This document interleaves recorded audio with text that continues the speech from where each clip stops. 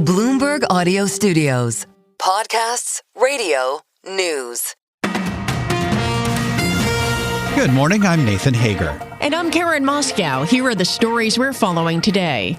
Karen, we begin with the countdown to a government shutdown. With less than 24 hours until the deadline, congressional leaders remain far apart after meeting with President Donald Trump at the White House. Democrats are calling for an extension of health care subsidies in a stopgap spending bill and to reverse the Medicaid cuts that are in the president's tax law. Vice President JD Vance says Democrats need to back down.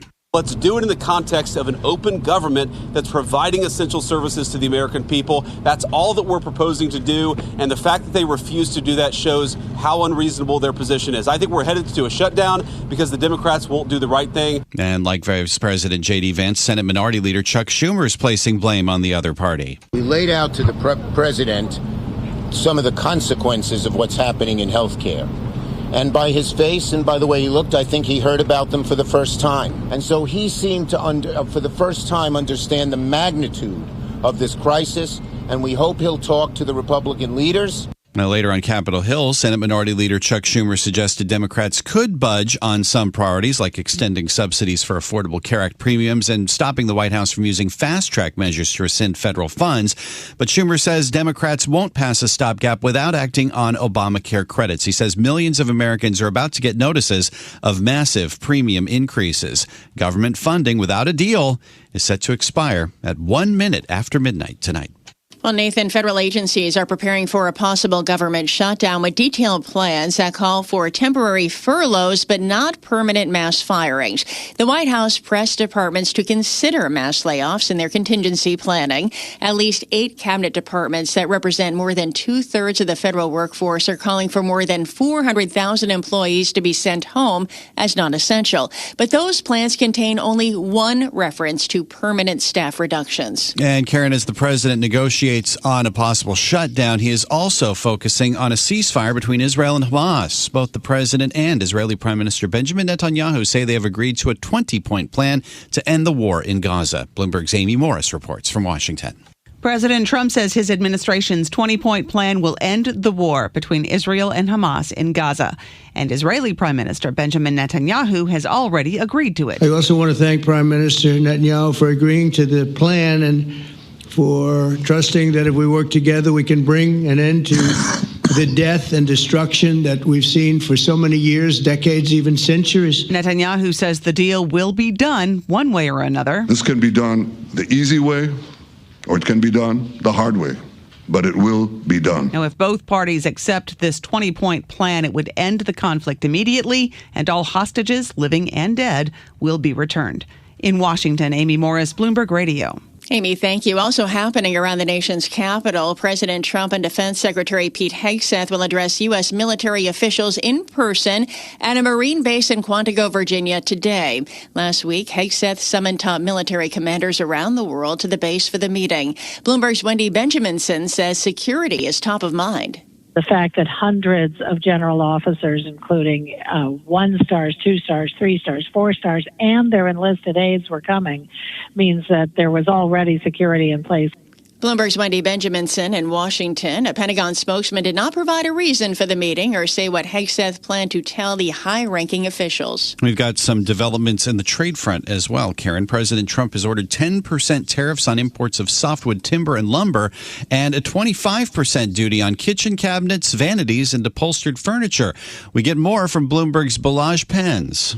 We saw the same thing in the pharma industry, and this follows an investigation by the U.S. government into the market conditions, which means that this is a sectoral tariff. The country that is facing the biggest impact from this is Canada, which accounts for a large majority of the timber sales into the U.S. Bloomberg's Balazs Pens adds the tariffs are set to go into effect October 14th. Some increases are targeted for next year.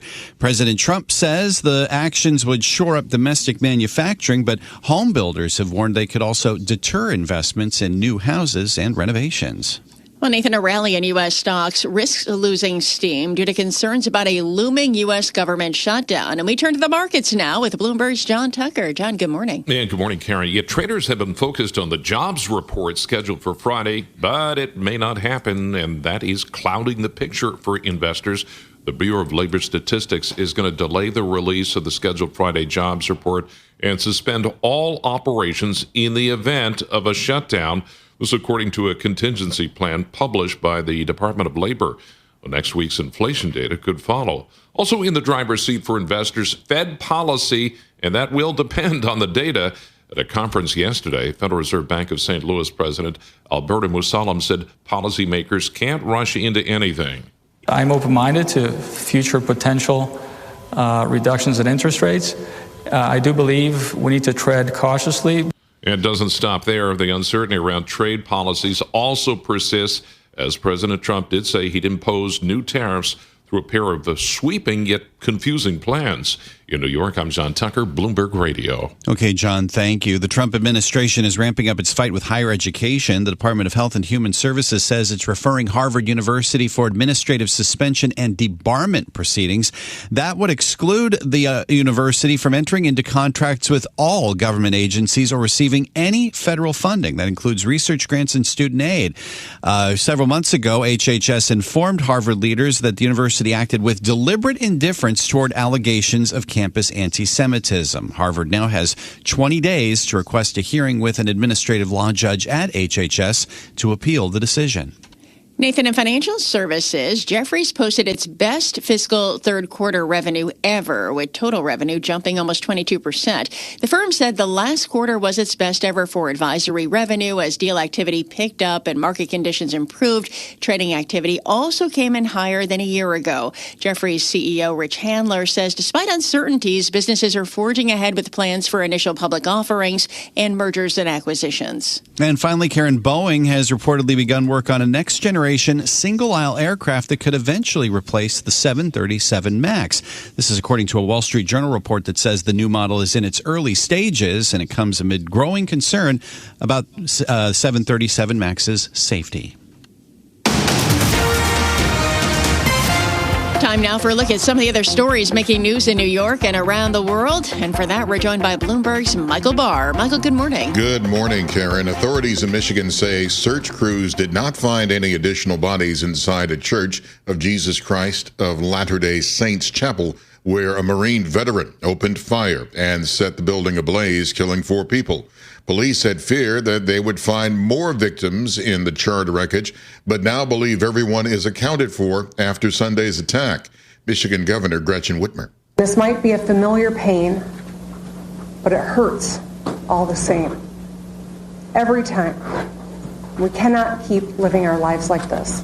Investigators are focusing on what motivated Thomas Sanford to ram his pickup truck into the church in Grand Blanc Township. The suspect was also killed while exchanging gunfire with officers. 8 other people were wounded and are expected to recover. Charlie Javis was sentenced to 85 months behind bars for defrauding J.P. Morgan Chase in its $175 million acquisition of her student finance startup, Frank. U.S. District Judge Alvin Hellerstein ordered Javis to forfeit $22.4 million and to pay $287.5 million in restitution to J.P. Morgan, in addition to her prison time. Javis was convicted by a New York jury in March for lying and faking user data to mislead J.P. Morgan into believing her site had more than 4.25 million users when it actually had fewer than 300,000. The sight of armed camouflage and masked Border Patrol agents making arrests near famous downtown Chicago landmarks has amplified concerns about the Trump administration's growing federal intervention across U.S. cities. Illinois leaders warned Monday of a National Guard deployment. Governor Pritzker said he was alerted to federal officers using tear gas, pepper spray, rubber bullets, and flashbang devices on peaceful protesters and journalists in the Chicago suburb of Broadview. In any other country, if federal agents fired upon journalists and protesters when unprovoked, what would we call it? Memphis, Tennessee, and Portland, Oregon have also braced for a surge of federal law enforcement. President Trump says it's necessary, blasting Democrats for crime and lax immigration policies. Global news 24 hours a day and whenever you want it with Bloomberg News Now. I'm Michael Barr, and this is Bloomberg, Karen. Thanks, Michael. Time now for our Bloomberg Sports Update, and for that, we bring in John Stashower. Thanks, Karen. Week 4 into the Miami Dolphins getting their first win, 27-21 over the still winless Jets, who had 13 penalties and 3 fumbles. Denver, an easy win over Cincinnati, 28-3. Both teams are 2-2. The baseball postseason begins today with Detroit and Cleveland. San Diego visits the Cubs. The Red Sox and Yankees meet in New York. The Reds play the Dodgers in L.A. The Minnesota Twins fired manager Rocco Baldelli. The San Francisco Giants fired manager Bob Melvin. That's your Bloomberg Sports Update. Stay with us. More from Bloomberg Daybreak coming up after this. Coast to coast on Bloomberg Radio, nationwide on Sirius XM, and around the world on Bloomberg.com and the Bloomberg Business app. This is Bloomberg Daybreak. Good morning. I'm Nathan Hager. With less than 24 hours to go until the deadline, the U.S. government may be careening toward a shutdown. That seems to be the way Vice President JD Vance sees it after talks with Democrats at the White House. Vance says the Democrats need to budge on their health care demands. You don't put a gun to the American people's head and say, unless you do exactly what the Senate and House Democrats want you to do, we're going to shut down your government. That's exactly what they're proposing out there. Well, that was Vice President JD Vance at the White House. This morning, we're joined by Bloomberg's Rosalind Matheson. And Roz, I guess it makes you wonder whether all those talks at the White House, after they were delayed by the president for several days, got us any closer to a resolution on just how far apart these parties are right now. Good morning. Good morning. Well, as you say, after these talks yesterday, they do still seem quite some way apart. And certainly there's a lot of bluster going on. You just played the comments from Vice President JD Vance. You also had the Senate Democratic leader Chuck Schumer saying there are still large differences between us. And he was speaking after the meeting. Obviously, the key part of this is the Democrats' demands to extend healthcare subsidies and also to reverse some of the funding cuts to Medicaid that were included in Trump's big tax bill that was passed earlier this year. So the question is, at this stage, is there any room for compromise, and what might that look like? Will the Democrats entertain a compromise? Because the White House is clearly setting up a narrative that any shutdown and its resultant impact is because the Democrats wouldn't budge. And even if there is something, is it merely a stopgap? Are you just agreeing to keep funding going for a week or 10 days while you try and get a deal done? Is it simply pushing this down the road by a week to try and create some space to negotiate? But it does seem fundamentally there's still that disagreement, particularly around healthcare subsidies. Now, when it comes to the healthcare, Roz, are we hearing any sort of wiggle room from the Democrats as far as what aspects of the healthcare demands they're making that they might be willing to put off until some kind of stopgap is passed?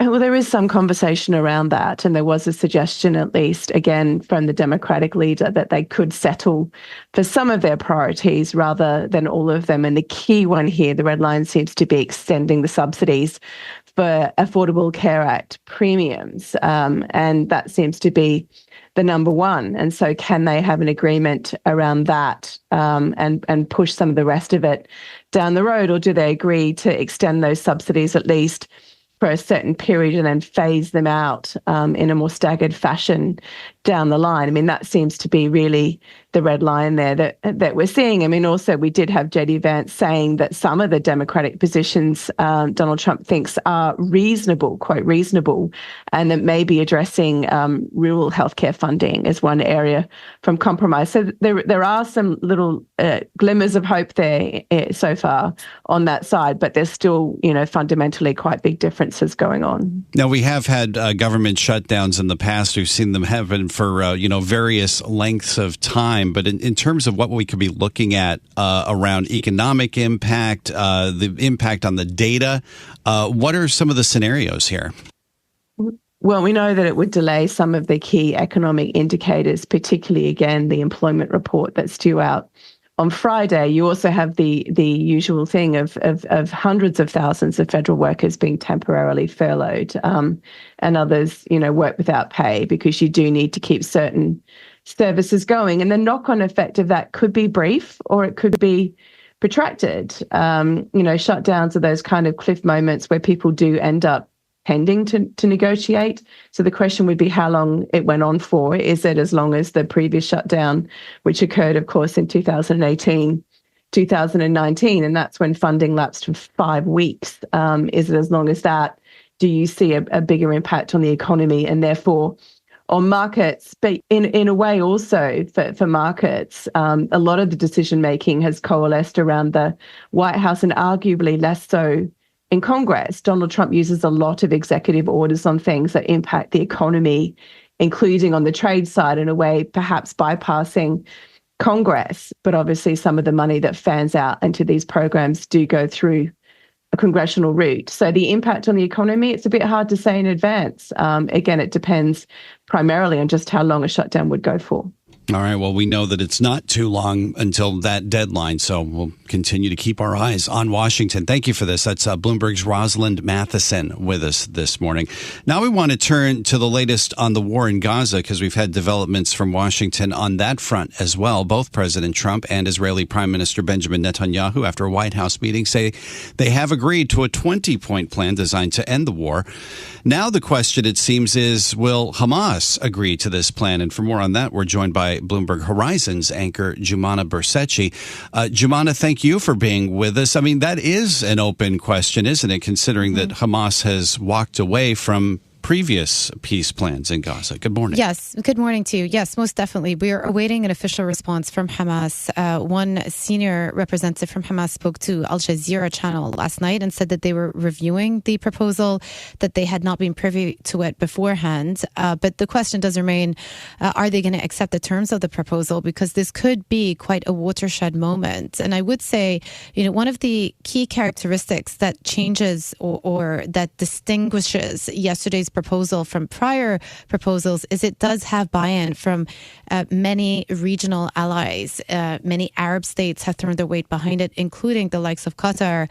A very important step was taken prior to the release of this 20-point plan, whereby the Israeli Prime Minister had a phone call with the Qatari PM, extended an olive branch, and expressed regret over the attack that took place in Doha. And both sides have now sort of pledged to push on with these mediation efforts. And this morning, you got a statement from all Arab states in the region saying that they were behind and putting their weight behind the proposal put forward by the Trump administration. So that does signal that they, in turn, perhaps will put pressure on Hamas to accept the terms of this proposal. But of course, it would mean that Hamas would have no role and no say in future governance of Gaza, and also would lead to their eventual disarmament. So we're waiting to hear from them. They have 72 hours to respond. Well, that was a fundamental aspect of what Hamas has rejected in the past, this idea that it would have no role in a post-war Gaza. I mean, how much pressure can the Arab leaders put to bear on Hamas? I mean, who's there to negotiate, given that attack that happened recently on Hamas leaders in Doha? Yeah. Well, the attack on Hamas leaders actually was unsuccessful in that it didn't manage to take out the senior Hamas negotiators. So they're still operating. I will say that one of the points of the plan includes an offer of amnesty to any Hamas operative who hands over their weapons and commits to coexistence. So that's an important line. So we'll see whether that incentivizes them. Ultimately, we've been here before. They've seen proposals like this in the past, but I think the real difference this time around is that you have Arab support behind it. And if you look at the details of the proposal, there are several paragraphs about what post-Hamas Gaza governance will look like, including an apolitical Palestinian committee that will set up. There will be oversight by what President Trump is calling a transitional board of peace, chaired by none other than himself, alongside the former UK Prime Minister Tony Blair and other heads of state yet to be named. And then it also talks about a security force that's going to be established by Arab states, including the likes of Egypt and Qatar, who will take over some security operations within Gaza until there is a credible Palestinian force that can do the same. But ultimately, there is also a line in this 20-point proposal that is about this may be, and the may is important here, may be paving a pathway towards an eventual Palestinian state, with the big caveat of Hamas obviously not being a part of it, but then the Palestinian Authority also having to reform itself, which is one of the key parameters that is set by the Israeli government. Just 30 seconds left. That language about a Palestinian state, could that complicate things for Prime Minister Netanyahu and some of the hardliners in his coalition? Yes, absolutely. Very important question. And there's been a lot of speculation about the wording behind it, because it says may, not necessarily will. And so there is some obscurity in the phrasing, but I think it had to be put in there because of some of the efforts that are taking place behind the scenes from the Arab states. And to put a line under the Qatar attack, this is something that the Gulf allies in the region had been pushing for. They would not want to continue with the discussions without some form of a promise or a pathway towards eventual Palestinian statehood. This is Bloomberg Daybreak, your morning podcast on the stories making news from Wall Street to Washington and beyond. Look for us on your podcast feed by 6 a.m. Eastern each morning on Apple, Spotify, or anywhere else you listen. You can also listen live each morning starting at 5 a.m. Wall Street time on Bloomberg 1130 in New York, Bloomberg 99.1 in Washington, Bloomberg 92.9 in Boston, and nationwide on Sirius XM Channel 121. Plus, listen coast to coast on the Bloomberg Business app, now with Apple CarPlay and Android Auto interfaces. And don't forget to subscribe to Bloomberg News Now. It's the latest news whenever you want it, in 5 minutes or less. Search Bloomberg News Now on your favorite podcast platform to stay informed all day long. I'm Karen Moscow. And I'm Nathan Hager. Join us again tomorrow morning for all the news you need to start your day right here on Bloomberg Daybreak.